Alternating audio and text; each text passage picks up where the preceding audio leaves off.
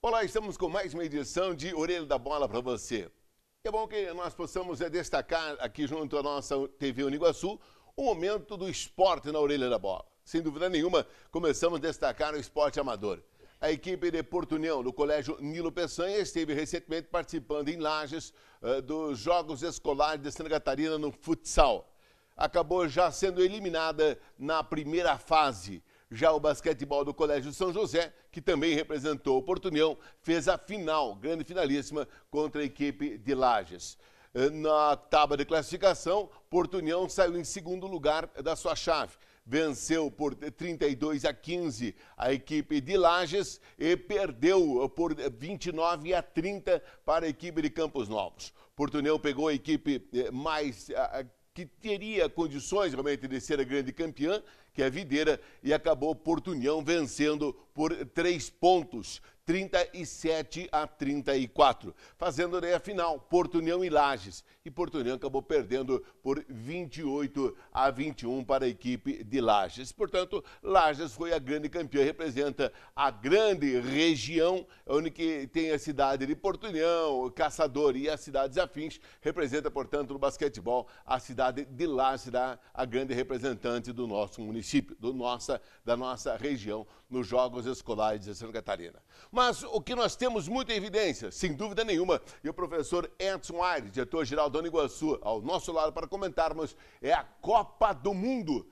Copa do Mundo, que teve a estreia do Brasil frente à Croácia. Brasil 3, Croácia 1. Começamos a falar da seleção brasileira, algo que destaca bastante para todos nós, professor.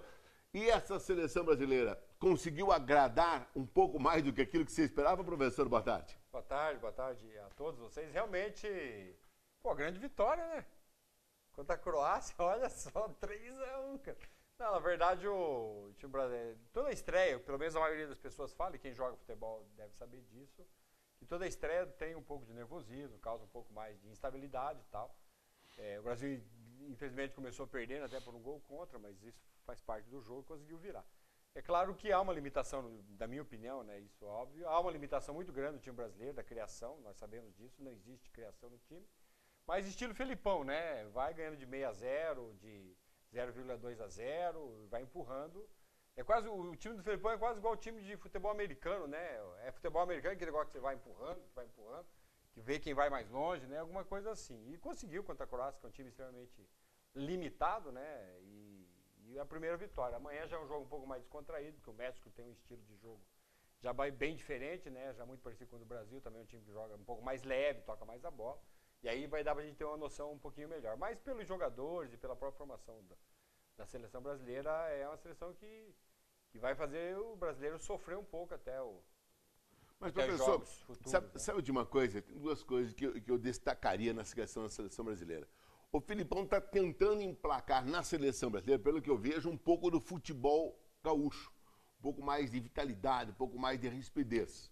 Correto? E outra questão é o seguinte, os alas da seleção brasileira eles estão apoiando, mas não estão fazendo o dever de casa, que é uma marcação.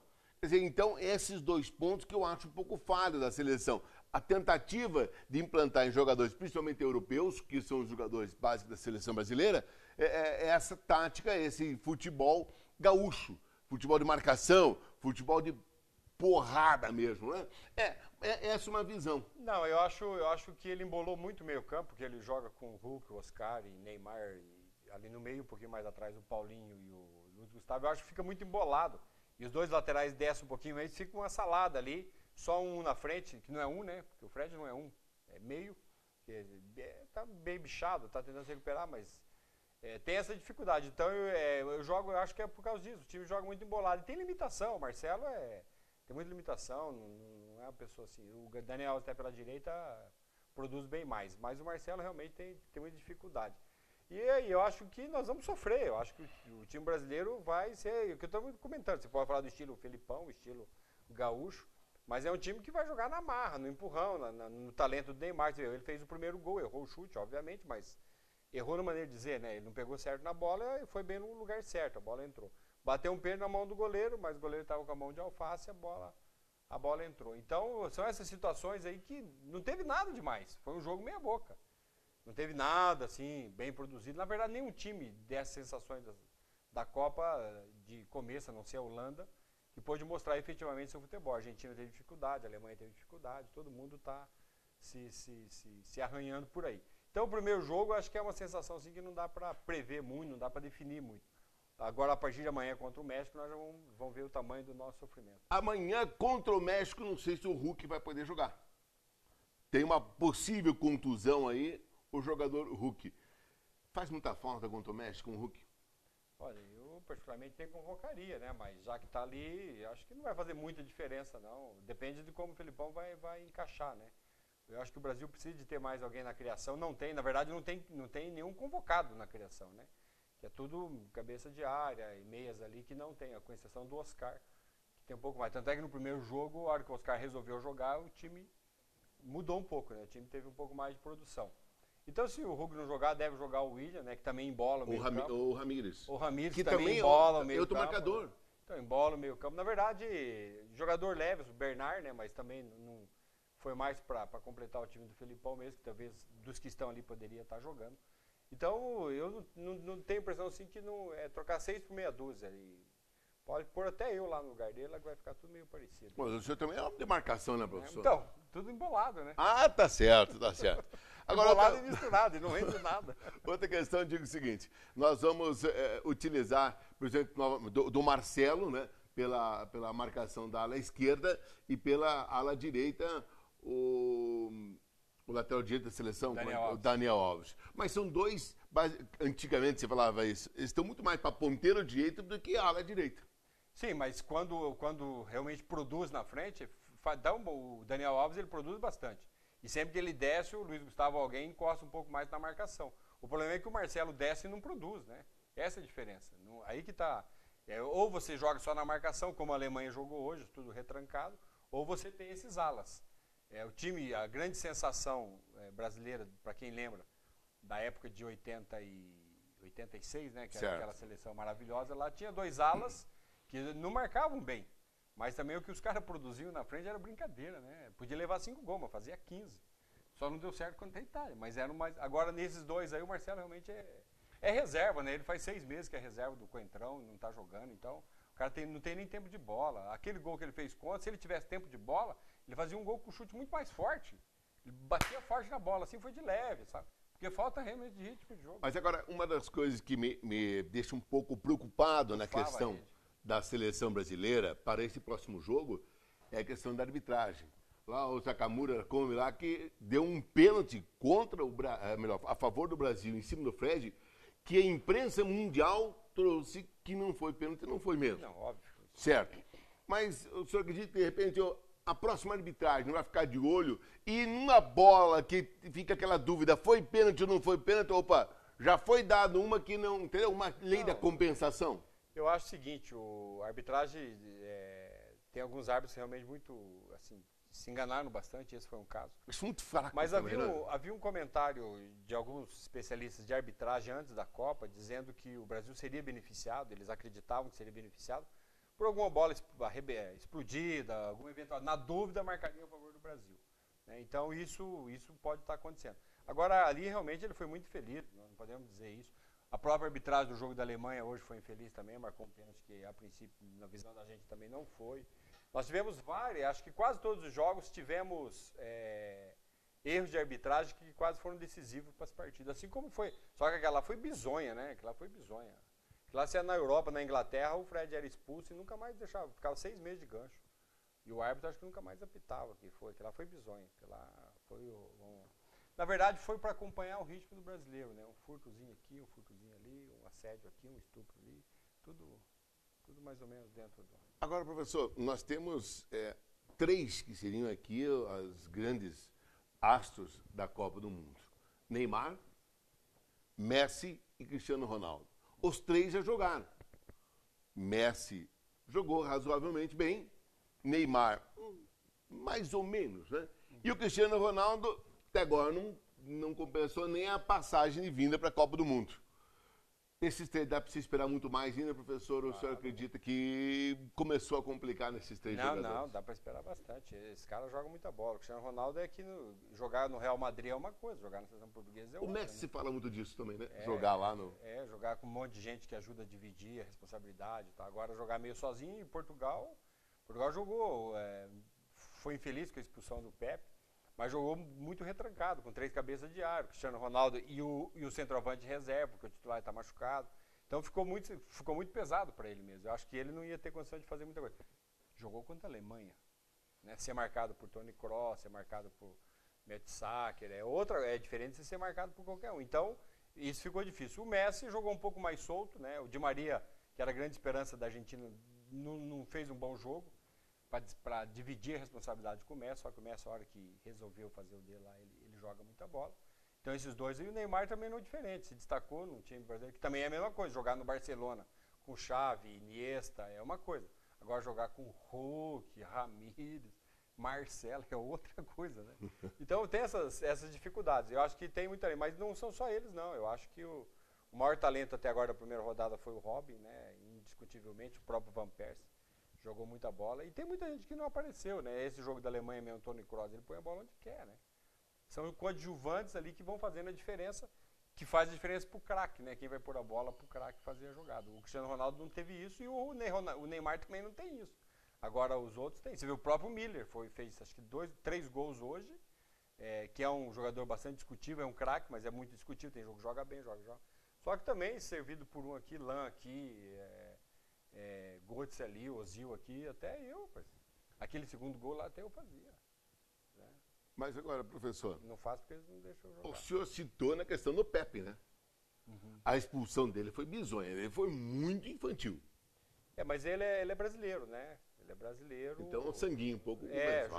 Joga na Europa, mas achou que no Brasil a arbitragem ia ser igual a do Campeonato Brasileiro, que os caras pisam, machucam, e o árbitro não faz nada. Ali ele foi infeliz e foi ingênuo, né? Foi imaturo, quis dar um carteiraço e foi infeliz porque o árbitro não quis muita conversa. Então, isso ficou claro e espero que isso fique de exemplo. Eu até brincava na hora do jogo que era bom que os árbitros brasileiros estivessem assistindo esses jogos, né? Muitos estão até comentando, assistindo, né? Era bacana que eles assistissem e de repente mudasse um pouco a filosofia no Campeonato Brasileiro aí, porque alguns árbitros estão cometendo erros gritantes aí. Até mesmo na Copa do Mundo, né? Então, bons árbitros. Isso mesmo, estou falando, estão cometendo grandes erros aí.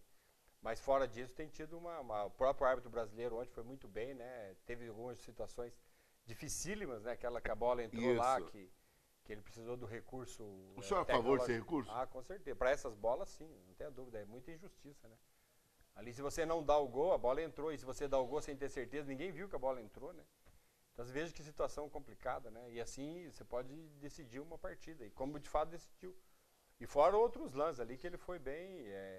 Ele está mais com a particularidade mais europeia. Ele conseguiu apitar. É sinal que os árbitros, se quiserem, eles apitam. Não sei se é a orientação da CBF. Para fazer de conta que está tudo certo, tudo bem, porque ontem ele apitou bem. Acho que enfim, a arbitragem é complicado de discutir, né? É difícil. Próximo jogo do Brasil amanhã. Amanhã contra o México. E o que o senhor acredita desse jogo aí? Acho que o Brasil, de repente, como o senhor fez 1-0, está mais do que bacana? Ou o Brasil amanhã também abre um bom placar? Não, eu acho que o Brasil ganha, talvez até menos sofrido que a Croácia, porque o México vai jogar, né? O México joga, abre bastante espaço, né? Então o Brasil vai ter um pouquinho mais de espaço se o Neymar estiver inspirado, né? E se o árbitro também for companheiro, a gente pode conseguir um bom resultado aí nesse jogo de amanhã. Aí. Alguns falam que pela vez primeira o setor defensivo de uma seleção brasileira supera o setor ofensivo em questão de qualidade. É ruim, hein? O senhor acha que é ruim isso? É ruim. Não, é ruim a defesa, né? Então o setor ofensivo é pior do que ruim? Isso mesmo, também é ruim. Nossa, não, então... Na verdade, assim, basta você pegar aí... Vamos pegar o centroavante do Brasil. Não temos centroavante. Fred. Não, o Fred sim, mas ele em boas condições é um bom jogador. Mas pega aí, no mundo inteiro, nós devemos ter uns 50 melhores do que ele. Né? Mas tá, você pega um Fred e vai se comparar com o Júlio César, que faz apenas 8 jogos nesse ano. Eu acho que aí já... mas teve um lance que o Júlio César saiu e o árbitro deu falta lá, que ele deu uma batateada na bola lá. Ali ficou claro que ele está sem tempo de bola, né? Tá, Falta de jogo, dá para ver claramente. Você pega um Marcelo, que é reserva no Real Madrid já há muito tempo, né? Você pega o Fred, que vem de contusão há bastante tempo. É extremamente preocupante. É um time que não dá muita expectativa. Estou dizendo na fase mais final, mais aguda, quando vai pegar seleções mais afinadas, né? Com a corda toda. Então, realmente, não é porque a Copa é no Brasil, mas o time do Brasil está entre os 6, 7 melhores, assim, né? Eu acho que ele não tem, assim, despontado muito. Mas é que nem eu falei, como é a primeira rodada e todo mundo meio apreensivo, meio nervoso, a questão da temperatura tem atrapalhado bastante alguns times e tal. Mas nós temos ótimas surpresas, e a Holanda foi uma, embora a gente saiba que ela é uma das favoritas, mas foi uma surpresa bastante positiva. A própria Itália, né, que ganhou da Inglaterra, também jogou bem, a gente não esperava aquilo. Assim como a Argentina, você esperava que ia ter um jogo mais tranquilo, teve dificuldade. O Brasil, você achava que ia ter um jogo mais tranquilo, teve dificuldade, né? Então, todas essas coisas, assim, Copa do Mundo é isso, é difícil de dizer, né? Porque a hora que a bola rola, a coisa perde. Então, não dá para fazer muito prognóstico, mas eu tenho a impressão aí que Espanha ainda consegue se safar, a própria Holanda, né, deve ser o primeiro do grupo, a Alemanha, a própria Portugal, eu acho que consegue ainda entrar. Esse time que perdeu para a Argentina ontem, a Bósnia, lá é um time bem redondinho, é um time bom, assim, para tentar passar para a segunda etapa, não é dos piores. Então, existem muitas surpresas aí que nós ainda vamos nos encantar aí. Para finalizar esse papo aqui, seu placar da manhã. Brasil 2-0. Brasil 2-0. Tá certo, então. Quinta-feira, novo encontro. Quinta-feira, novo encontro. Aqui na Orelha da Bola. Tá certo, então. A gente falar vamos fazer quarta, né? Quinta ou quarta, porque vamos falar do Jogo do Brasil. Vamos, né, falar, então. Vamos fazer o Jogo do Brasil ao vivo? O que você acha, assim? Assistindo e falando, e comentando, e intervalo e tal, depois. Não, melhor deixa. Melhor deixa, nós não vamos estar em condição. Não vamos estar em condição, realmente, até porque nós não estamos naquele clima de emoção do jogo, né?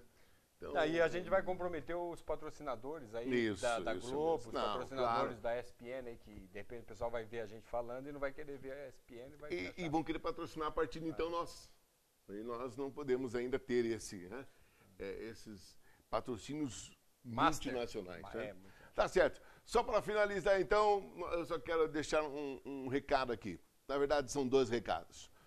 A participação do nosso acadêmico, nossa acadêmica no chute a gol ficou para pós-retorno às aulas. Se tudo der certo, estaremos realizando a continuidade do chute a gol aqui, uma organização do curso de Educação Física, professora Rosicléia Duarte Barbosa, com o professor Vanderlei Amaral.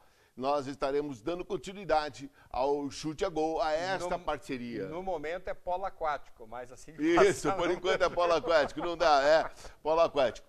Falando nessa questão, vou te dar um recado, aproveitando Orelha da Bola, né, professor? As aulas devem retornar, estão já com o seu calendário de retorno já com data marcada, né, professor? Nós retornamos às aulas no dia 30, né, de junho. Certo. Esperamos que até lá tenha se superado todo esse momento difícil aí. Nem que a gente tem que enfrentar uns barcos aí para trazer os alunos para aula. Né? Mas enfim, a data está marcada, a gente espera mesmo dia 30, voltamos aí, nem que a gente tenha que estar alocando um outro espaço. Mas nós não podemos mais ficar, né, sem esse período letivo. Estamos já com saudade dos alunos e temos certeza que eles também estão. Muito, né? Com saudade da instituição. Então, esse é o nosso recado aí.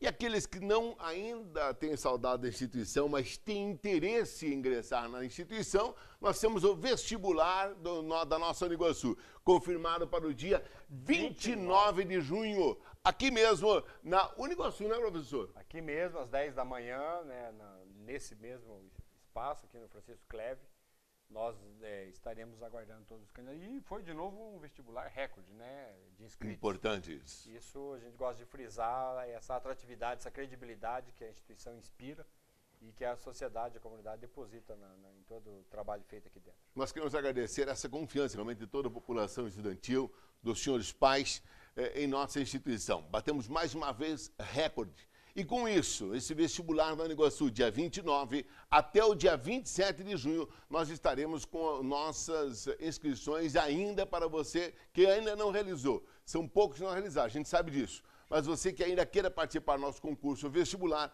as inscrições estão abertas. Você pode ir nos colégios ou até mesmo no site da Uniguaçu.